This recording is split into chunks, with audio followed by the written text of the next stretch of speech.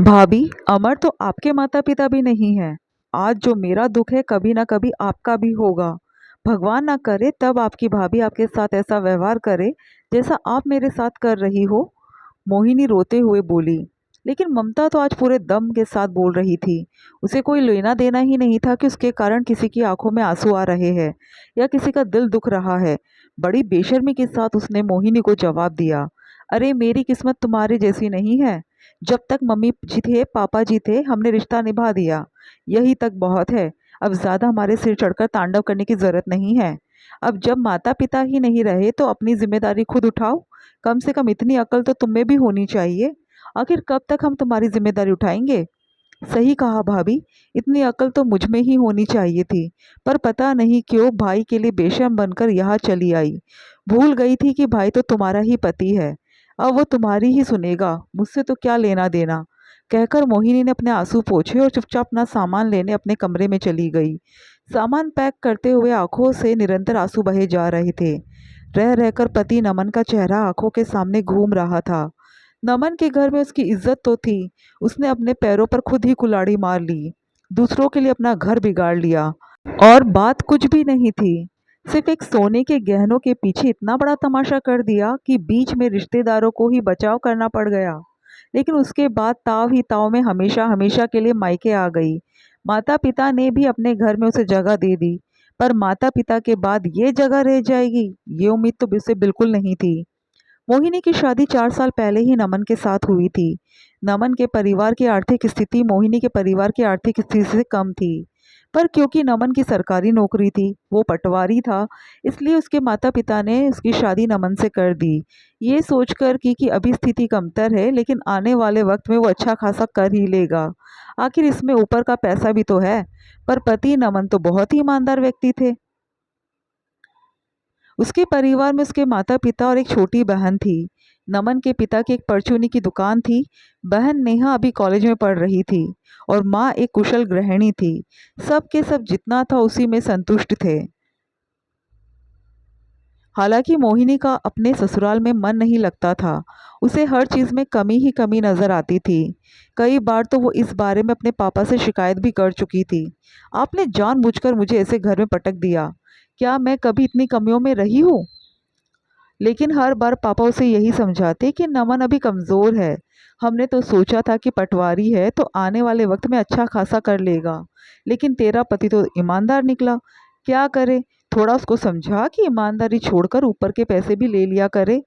उसके बाद मोहिनी नमन से कहती तो नमन साफ मना कर देता। मोहिनी, मैं कम में भी खुश हूँ क्योंकि मैं अपनी ईमानदारी के साथ रहता हूँ। मुझे अपनी ईमानदारी से बहुत प्यार है। पर तुम्हारी ईमानदारी से मेरे शौक तो पूरे नहीं होते हैं ना। कब तक अपनी इच्छाओं को मारती रहूं। कभी अपनी पत्नी के बारे में सोचा है। मेरी सारी सहेलियां हमेशा गहनों से लदी रहती है, किटी पार्टी करती है, घूमने फिरने जाती है। और यहाँ मुझे देखो, मेरे पास तो कमी के अलावा कुछ है ही नहीं। वो भी शिकायत करते हुए बोलती।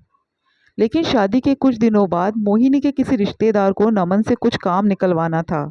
पर नमन ईमानदार था, इसलिए उसने साफ इनकार कर दिया। तो उस रिश्तेदार ने इसके लिए मोहिनी और उसके माता पिता से मदद मांगी। माता पिता ने तो खैर ज़्यादा कुछ कहा नहीं। लेकिन उस रिश्तेदार ने मोहिनी को एक सोने का हार सेट दिखाते हुए लालच दिया कि अगर वो उसका काम करवा देगी तो उसे वो ये सोने का हार सेट गिफ्ट कर देगा। उस हार को देखकर मोहिनी को लालच आ गया। उसने इस बारे में नमन से बात की तो नमन ने साफ इनकार कर दिया। इस बात पर मोहिनी उससे लड़ पड़ी। मुझे नहीं पता, या तो आप मेरे उस रिश्तेदार का काम पूरा करो और बदले में तोहफे के तौर पर ये सोने का हार ले लो। नहीं तो कहीं से भी मुझे हार ला कर दो। कब तक मैं यूं ही कोरी कोरी घूमती रहूंगी। आखिर तुम्हारे पास क्या कमी है तो सही इतने गहने, उन्हें पहन लो। वो गहने तो मेरे माता पिता ने दिलवाए हैं। ससुराल वालों को इतनी भी तो औकात नहीं है कि कम से कम बहू को अपनी तरफ से कोई ढंग का गहना ही ला दे। क्या करूँ तुम्हारी ईमानदारी का मैं। जिंदगी बर्बाद कर दी मेरी तो। मोहिनी, बेवजह बात को बढ़ाओ मत। मैं तुम्हारे लिए अपनी ईमानदारी नहीं छोड़ सकता। तो ठीक है ना, फिर मुझे छोड़ दो। जा रही हूँ मैं अपने मायके। जिस दिन अपना फैसला बदल लो उस दिन लेने आ जाना। मोहिनी अपना सामान पैक कर मायके चली गई। मोहिनी के माता पिता ने भी उसी का साथ दिया। लेकिन उम्मीद के विपरीत नमन उसे लेने नहीं गया।